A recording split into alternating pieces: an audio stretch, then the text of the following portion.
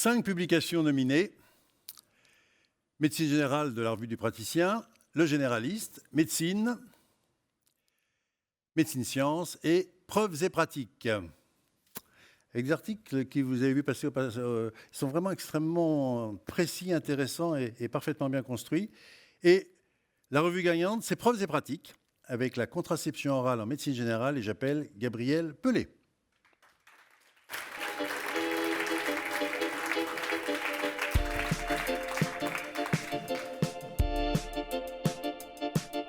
Voilà, vous avez droit à votre trophée.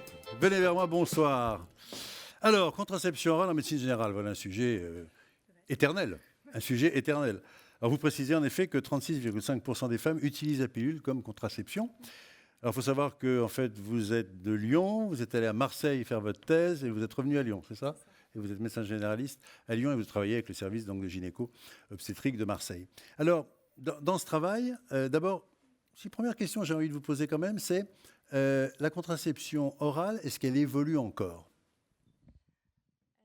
Oui, elle évolue. Je garde le micro parce que parfois, s'ils sont trop longs, je l'enlève. C'est pour ça. Voilà. Alors, elle évolue déjà en termes de proportion parce qu'elle était majoritaire et elle reste majoritaire pour l'instant, mais on voit aussi qu'il y a une tendance à la baisse de la contraception orale, notamment au sujet des hormones, qui posent de plus en plus problème pour les patientes. Que les femmes s'interrogent et doutent encore? Oui, oui. Et notamment parce que la pilule contraceptive a des effets secondaires qu'on connaît, notamment thromboemboliques, cardiovasculaires. Et c'est là où en fait elle évolue aussi énormément. C'est parce que justement on tend à diminuer ces risques et on tend à comprendre beaucoup plus les effets secondaires pour pouvoir justement les prendre en charge et pouvoir permettre à une patiente d'avoir une bonne contraception.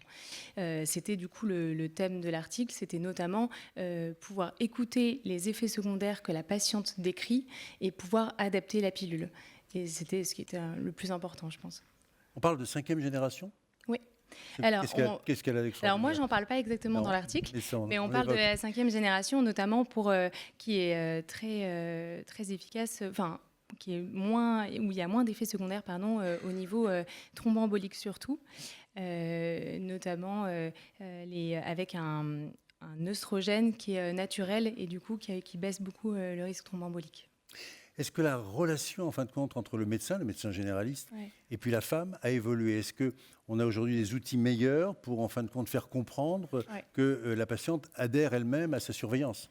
Alors, ça a été prouvé dans certains articles que justement, parce que la patiente était au courant des risques et des risques prouvés, je parle parce qu'il y a beaucoup de risques qu'elle a entendu dire, mais qui en fait ne sont pas prouvés médicalement, parce qu'elle est au courant de ça, elle va beaucoup plus accepter sa contraception. Ça a été prouvé que voilà, il y avait un meilleur suivi. Et voilà, donc c'est le but. Le but, c'est justement d'avoir un échange, et pour ça, il faut que les médecins généralistes soient au courant. Voilà, c'est ça la bonne suite et la bonne conclusion. Merci beaucoup. On vous applaudit. Vous allez également faire la photo. Merci beaucoup.